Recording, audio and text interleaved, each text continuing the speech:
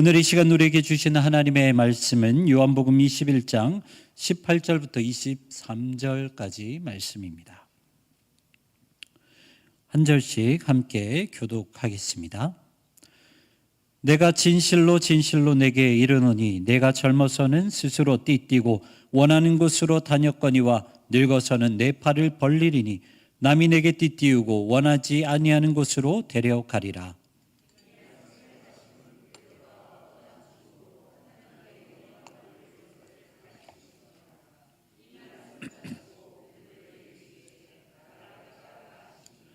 베드로가 돌이켜 예수께서 사랑하시는 그 제자가 따르는 것을 보니 그는 만찬석에서 예수의 품에 의지하여 주님, 주님을 파는 자가 누구오니까 묻던 자더라.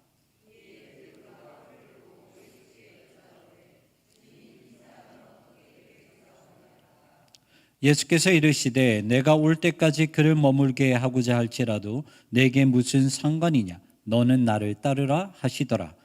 이 말씀이 형제들에게 나가서 그 제자는 죽지 아니하겠다 하였으나 예수의 말씀은 그가 죽지 않겠다 하신 것이 아니라 내가 올 때까지 그를 머물게 하고자 할지라도 내게 무슨 상관이냐 하신 것이로라.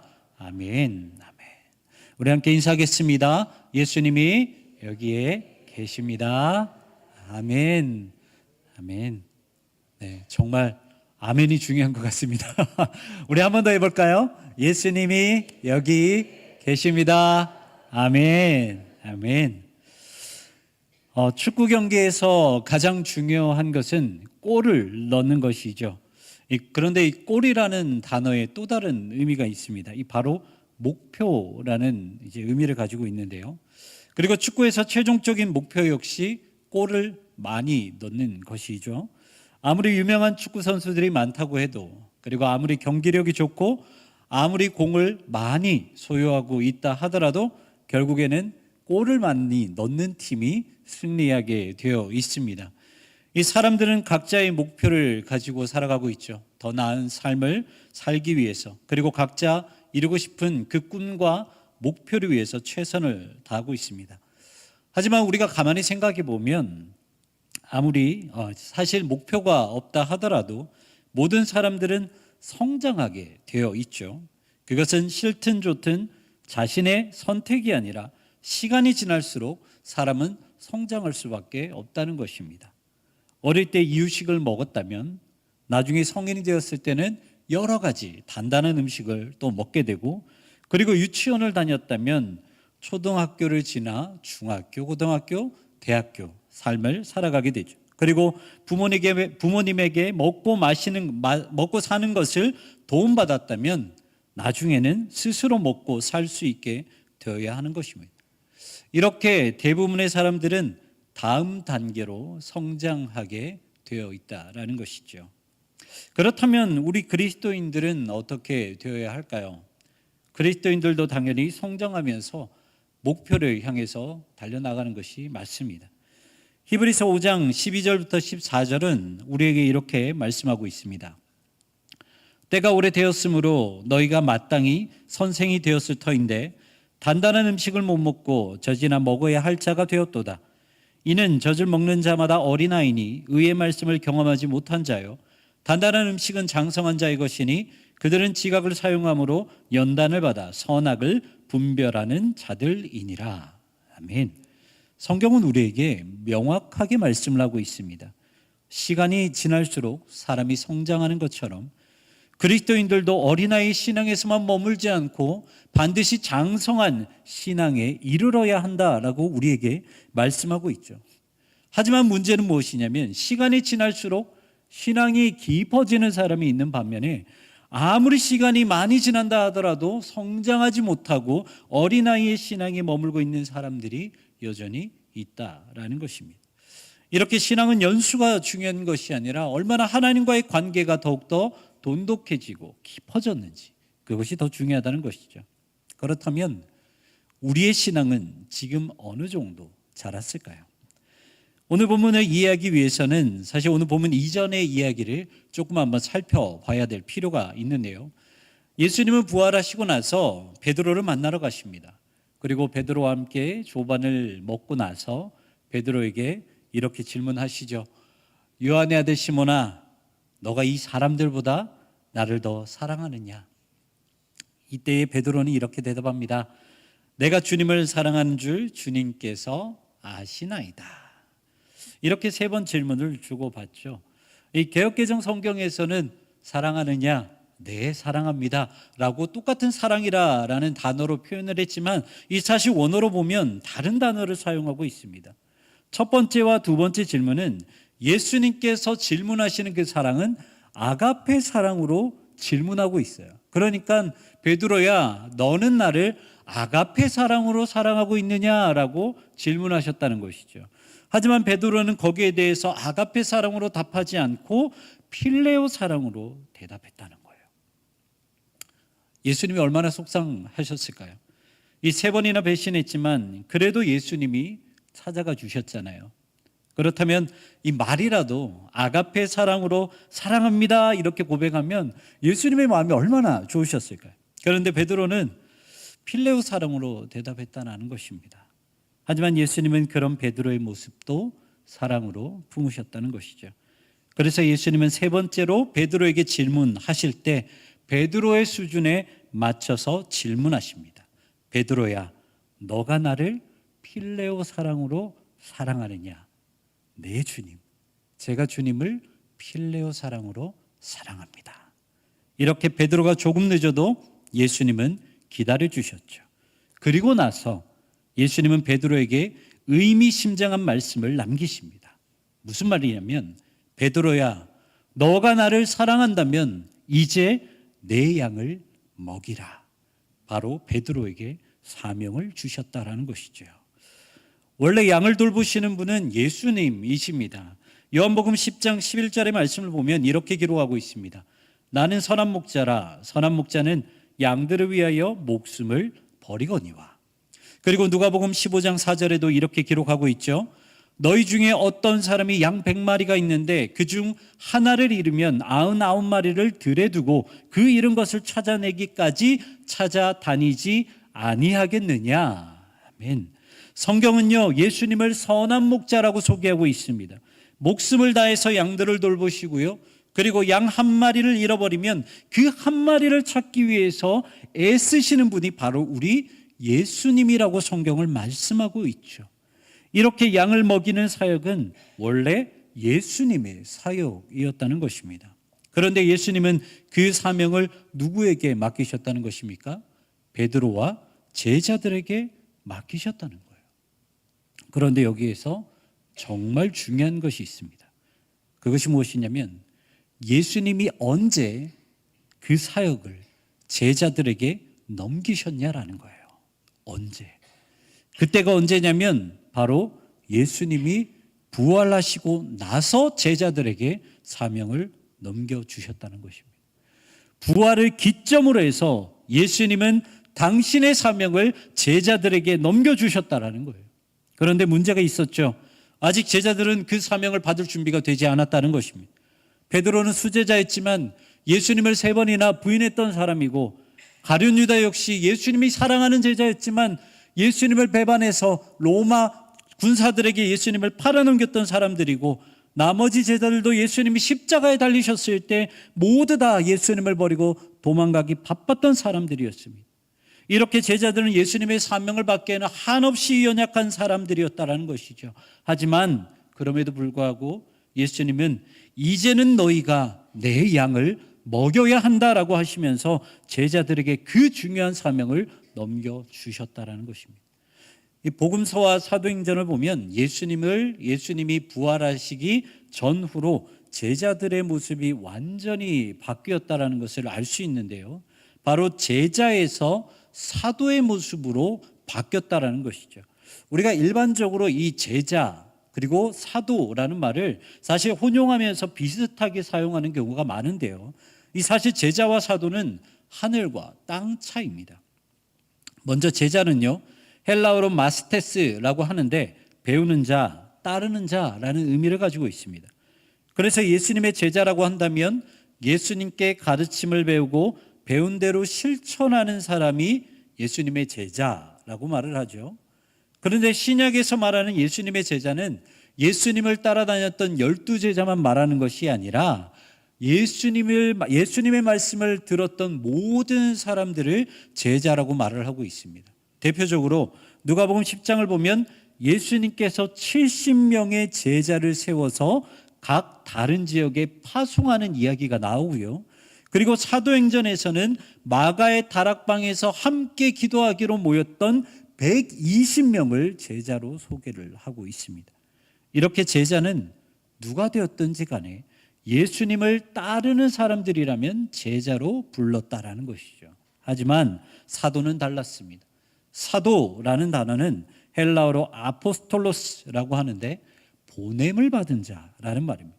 그러니까 단순히 배운 것을 실천하는 것에 그치지 않고 복음을 전하고 교회를 세우기 위해 세상 가운데에 예수님께 보냄을 받은 자들이 바로 사도라고 합니다. 그리고 사도가 되기 위해서는 반드시 세 가지 조건을 충족해야 했어요. 첫 번째는 예수님께 부름을 받은 사람. 그리고 두 번째는 예수님과 함께 생활하면서 예수님께 가르침을 받고 예수님의 이적을 함께 경험한 사람들. 그리고 세 번째는 예수님의 부활을 직접 목격한 사람들. 이 세 가지 조건이 되어야 사도가 될 수 있었다라는 것입니다. 그렇기 때문에 사도는 예수님의 제자 11명, 그리고 제비뽑기로 선출된 마띠아, 그리고 예수님께서 이방인의 사도로 세우신 사도 바울, 이렇게 13명만 사도가 될 수 있었다라는 것이죠. 그리고 이들을 통해 온 열방 가운데 복음이 전해지고 교회가 세워지게 되었다라는 것입니다. 왜 이 말씀을 드리냐면요, 부활이라는 사건, 이 부활을 목격하기 전 예수님의 제자들과 부활을 목격하고 나서 예수님의 제자들의 모습이 완전히 달라졌기 때문에, 예수님이 부활하시기 전에는 십자가를 피하고 예수님을 버리기에 바빴던 제자들이었다면 부활을 목격하고 나서 제자들의 모습은 오히려 예수님을 닮아가는 모습으로 바뀌었다라는 것이죠. 여러분, 우리도 이렇게 변해야 한다라는 것입니다. 교회들마다 제자도 이렇게 제자가 되어야 된다라고 많이 말을 하는데요. 여러분, 제자도가 무엇입니까? 제자도는요, 단순히 우리가 성경을 배우고 예수님의 가르침을 배우는 것이 아닙니다. 제자도는 제자의 삶을 넘어서서 사도의 삶으로 성장하는 것이 참된 제자도라는 것이죠. 그렇다면 여러분들은 지금 어디에 머물고 계십니까? 제자의 모습에 머물고 계십니까? 아니면 사도의 모습에 머물고 계십니까? 우리가 부르심을 받은 성도라면, 그리고 무엇보다 부활을 믿고 있는 성도라면 제자들이 사도들로 변했던 것처럼 반드시 우리도 변화되어야 한다는 것입니다. 얼마 전 설교 때 오스왈드 챔버스 목사님의 주님은 나의 최고봉이라는 책의 내용을 소개한 적이 있습니다. 그 부분을 다시 정리해서 말씀을 드리면요, 주님을 보지 못한 사람들도 은혜를 받을 수 있다. 하지만 그 삶이 변화되지는 못한다. 주님의 얼굴을 본 자들만이 삶이 변화된다. 여러분, 제자의 모습으로 신앙생활을 해도요, 은혜를 받고 복을 받습니다. 하지만 삶에서는 변화가 되지 않아요. 복음서에 나오는 제자들을 보십시오. 그들은 예수님께 배우고 누구보다 예수님의 이적을 많이 경험했던 사람들이에요. 그래서 은혜가 충만할 때는 내가 끝까지 예수님을 따르겠습니다라고 예수님께 당당하게 고백했던 사람들이 예수님의 제자였죠. 하지만 정작 그들의 믿음이 필요할 때 그들은 어떻게 했습니까? 예수님을 버리고 도망갔다는 거예요. 전혀 변화가 없었다라는 것이죠. 우리도 마찬가지입니다. 말씀의 은혜를 받고요, 예배의 은혜를 받으면 내가 주님을 따르겠습니다, 이번에는 주님의 말씀대로 한번 살아보겠습니다, 이렇게 결단합니다. 고백하고요, 다짐합니다. 하지만 시간이 지나고 나서 우리의 모습을 되돌아봤을 때 그 모습이 어떻습니까? 변화되지 않고 이전처럼 내가 하고 싶은 대로 세상을 따라가며 살았던 우리의 모습을 보게 되죠. 그렇다면 우리는 어떻게 다음 단계로 갈 수 있을까요? 사실 설교를 준비하면서 이 질문을 딱 던지는 순간 본문을 잘못 선택했다라고 직감했습니다. 왜냐하면 이 다음 단계라고 말을 했지만 다음 단계로 넘어가는 방법이 너무나도 무섭기 때문이에요. 예수님은 오늘 본문에서 베드로에게 이렇게 말씀하셨습니다. 오늘 본문 18절을 세 번역으로 말씀드립니다. 내가 진정으로 내게 말한다. 내가 젊어서는 스스로 띠를 띠고 내가 가고 싶은 곳을 다녔으나 내가 늙어서는 남들이 내 팔을 벌릴 것이고 너를 묶어서 내가 바라지 않는 곳으로 너를 끌고 갈 것이다.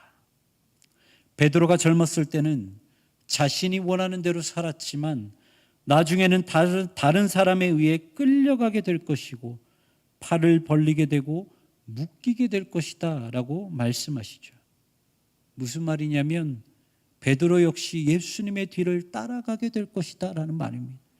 그리고 나서 예수님은 본문 19절에서 또 이렇게 말씀하십니다. 예수께서 이렇게 말씀하신 것은 베드로가 어떤 죽음으로 하나님께 영광을 돌릴 것인가를 암시하신 것이다. 예수께서 이 말씀을 하시고 나서 베드로에게 나를 따라라 하고 말씀하셨다. 베드로는 이미 예수님의 제자였어요. 그런데 예수님은 베드로에게 다시 한번 나를 따르라고 말씀하셨다라는 것이죠. 여러분, 이것은요 베드로를 다시 한번 제자로 부르시는 그 부르심이 아니고요, 이번에는 사도로 부르시는 예수님의 부르심이었다라는 것입니다. 이전에는 예수님 옆에서 예수님의 가르침과 이적, 그리고 예수님의 죽음과 부활을 지켜보는 제자의 부르심이었다면, 이번에는 예수님이 하셨던 대로 말씀을 가르치고 이적을 행하고 예수님처럼 죽고 예수님처럼 부활하는 사도로 부르셨다라는 것입니다. 사실 이 예수님의 부르심에 베드로는 쉽게 대답하지 못했습니다. 처음 예수님께서 부르셨을 때는 그 자리에서 그물을 내려놓고 예수님을 바로 따라 나섰는데, 예수님이 어떻게 고통당하셨고 예수님이 어떻게 죽으셨는지 두 눈으로 직접 목격했다 보니까 나도 그 길을 가겠습니다. 나도 주님의 부르심에 순종하겠습니다. 순종하고 그 부르심에 응답하고 나도 그 십자가 지겠습니다. 이렇게 대답하지 못했다라는 것이죠. 그래서 베드로는 결정하기 전에 한 가지 질문을 예수님께 던집니다. 오늘 본문 21절과 22절의 말씀입니다. 베드로가 이 제자를 보고서 예수께 물었다. 주님, 이 사람은 어떻게 되겠습니까? 예수께서 말씀하셨다. 내가 올 때까지 그가 살아있기를 내가 바란다고 한들 그것이 너와 무슨 상관이냐? 너는 나를 따라라. 베드로는 사도 요한을 가리키면서 예수님을 따르는 이 사람은 나중에 어떻게 됩니까? 라고 물었어요. 불안한 마음에 물어봤다라는 것이죠. 하지만 예수님은 베드로에게 이렇게 말씀하셨습니다. 다른 사람 신경 쓰지 마. 너만 나를 따를지 말지 그것을 결정하면 돼. 여러분, 주님이 가장 중요하게 여기시는 것은요, 다른 사람이 아니라 나라는 거예요. 다른 사람의 눈치를 보지 말고 내가 주님의 부르심에 응답하느냐, 그래서 다음 단계로 갈 것이냐 마느냐, 주님은 이것을 가장 중요하게 여기고 계시다라는 거예요. 베드로도 마찬가지였죠. 주님은 베드로의 인생이 변화되기를 원하셨습니다. 제자의 삶을 살았지만, 비록 예수님을 3번씩이나 부인하는 그런 인생을 살았지만, 그럼에도 불구하고 예수님은 베드로가 순종하여 사도가 되기를 원하셨다라는 것이죠. 사실 오늘 본문에는 베드로가 예수님의 질문에 어떻게 대답했는지는 기록하고 있지 않습니다. 하지만 베드로뿐만 아니라 13명의 사도들의 마지막의 모습을 보면 그들이 예수님의 부르심에 어떻게 응답했는지를 알 수 있죠. 마지막으로 제자들이 어떻게 순교했는지를 정리해 봤는데요. 앞에 보여주시면 제자들은 이렇게 순교했습니다. 베드로와 안드레와 빌립은 예수님처럼 십자가에 달려 순교했고, 야고보는 칼에, 도마와 마태는 창에 찔려 순교했고, 바돌로메는 산채로 가죽이 벗겨진 채 참수당해 순교했고, 알페오의 아들 야고보는 성전 꼭대기에서 떨어져 순교했고, 시몬은 톱으로 몸이 절단되며 순교했고, 다데오는 활에 맞고 마띠아는 돌에 맞으며 순교했습니다. 그리고 사도 바울 역시 로마에서 참수당해 순교당했죠. 비록 사도 요한은 순교당하지는 않았지만 끓는 기름에 들어가는 형벌을 받았기 때문에 사도 요한 역시 예수님 때문에 평생을 고통 가운데 살아갈 수밖에 없었습니다. 이렇게 13명의 사도들은 여러 지역에서 각자 다른 모습으로 순교하였습니다. 하지만 순교한 이유는 동일했다는 것이죠. 사도로 부르신 예수님의 부르심 때문에, 복음 때문에, 교회 때문에 그들은 순교했다라는 것입니다. 제자들이 걸어간 다음 단계는 사도의 인생이었습니다. 그 길은 예수님을 따르는 길이었기 때문에 매우 두렵고 매우 무서운 길이었습니다. 하지만 예수님의 부활을 보았기 때문에 제자들은 사도가 되겠다고 당당하게 결심할 수 있었다는 것이죠. 지난 주일은 주님이 부활하신 부활절이었습니다. 그리고 우리는 매년 부활절을 보냅니다. 그렇다면 매년 돌아오는 부활절마다 우리가 생각해야 되는 것은 무엇입니까? 그것은 바로 사도의 인생으로 우리를 부르시는 예수님의 부르심이라는 것입니다. 사랑하는 성도 여러분, 여러분은 다음 단계로 나아갈 준비가 되어 있으십니까? 제자가 되어서 나를 가로막는 십자가 앞에 계속 멈춰 있겠습니까? 아니면 사도가 되어서 예수님과 함께 부활을 사시겠습니까? 제자로 있다고 해서 은혜가 없고 복이 없는 것은 아닙니다. 하지만 제자가 취하는 영광과 사도들이 취하는 영광은 명확하게 다릅니다. 선택은 우리의 몫입니다.